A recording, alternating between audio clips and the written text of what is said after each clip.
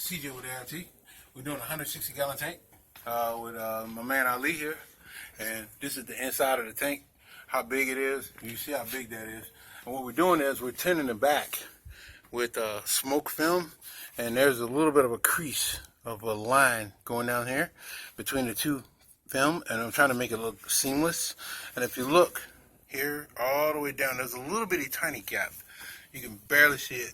It's kind of, there it is. Wait a minute. Right there. You can see that gap. So what I'm trying to do is I'm trying to just massage this closed, like so, the best we can.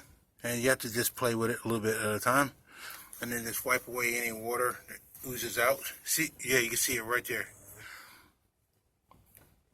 And just push it together. Just like that, okay?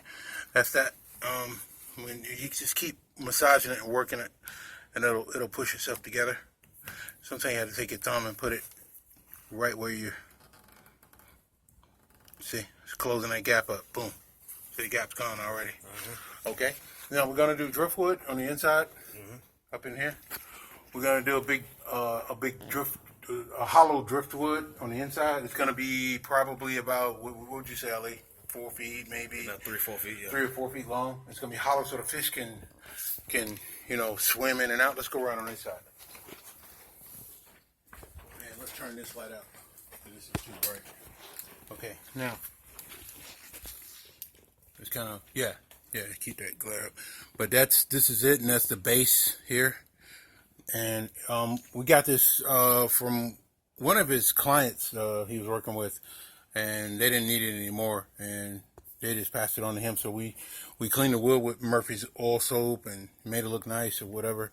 And he did all the finishing touches and kind of scuff sanded it and cleaned it all up. And driftwood, sand, and what was the other thing you're gonna put in there? A couple of wave makers. Wave makers. Yeah. Like you're gonna put probably what?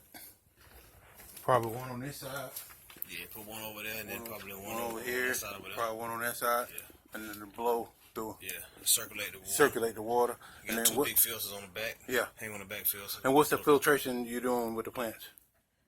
No, I'm not doing any plants on this one. You're not gonna do any plants, but you're doing it in the other one. Yeah. Okay. It's just straight driftwood in this one, and two hang on the back filters. And what was the trick you do? Oh, what is the cichlets? Yeah, cichlid tank. Yeah. Cichlid tank. Yeah. Yes. And what else? So we're gonna just black it out, put some LED lights up top. LED lights that change colors. Yeah. Whatever the fish like. Exactly. And what else? That's pretty much it. Yeah. And you're gonna decorate some white sand in there. Yeah, you're gonna have like some little what do you put in there other than the driftwood? That's all I'm using on this one. Just some driftwood. Driftwood and maybe some other plants with it, but maybe later on I put some plants in outside. Yeah, maybe something like that. Yeah. Cool. And then what's the food you give the cichlids right now? He gives them some kind of specific kind of food or whatever case may be. He gives them what? Like you give them pellets. I feed them worms. Worms. Yeah, Crickets. Yeah, because he's got a worm farm grower that he's getting some. What kind of worms are those? The mealworms. Mealworms, yeah. And he's able to get those, and they love them. Yeah. And show them the other tank briefly. Let's go look at the other tank real quick. This is the smaller tank, and we're going to go to the bigger tank. Yeah, it's a little smaller. We'll cut the light on in this one and kind of see what we got going on in this one. This is the 50 gallon right here. See, that's a 50 gallon. Yeah. Yeah, turn it back. Yeah. See, that's the wave maker that's over there. That's the wave maker. That's that one. And he's probably going to put two different type, but that's fine. And he's probably going to use this little driftwood, but he's going to have a bigger one than the other one. Yeah. I'm going to use this one for just like a little breeder tank, just a little small tank. Yeah. You know what I'm saying? And that's pretty much it. These are some of his. This is just a brief overview of some of his ingredients here that he uses, and that's pretty much it. And you see the plants in the top. If you take a look at that, we just got some pothos growing over there, and that's just for the that helps pour the nitrates and ammonia out the water. Yes. So that's pretty much that's for. Yeah. And I'm gonna end up changing out this gravel. Yes. Changing the substrate and go with sand in this one as well. Yes. So that's a pre-filter sponge that's on there, that black thing you see. Yes.